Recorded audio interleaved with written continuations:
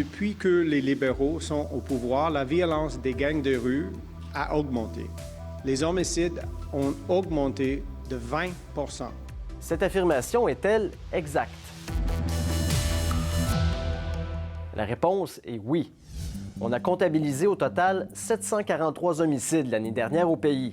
Ça représente en effet une hausse de 20 % comparativement à 2016.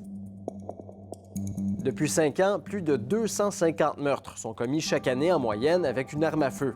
C'est une augmentation de près de 40 % comparativement à la période 2011-2015.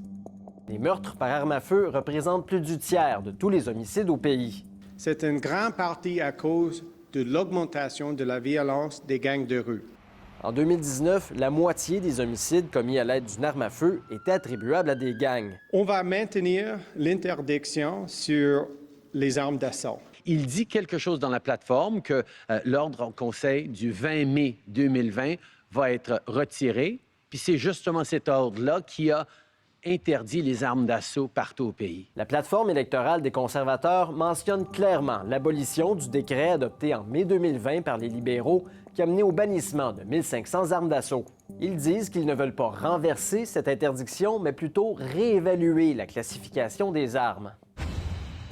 Erin O'Toole avait précisé sa pensée pendant la course à la direction du Parti conservateur lors d'une séance de questions-réponses avec la Coalition canadienne pour les droits des armes à feu. Suggesting that the color or style of a semi-automatic rifle somehow classifies it as an assault weapon. Dans cette vidéo, il déplore qu'une arme semi-automatique puisse être classée comme une arme d'assaut en raison de sa couleur ou de son style.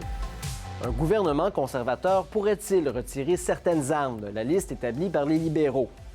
On l'ignore encore.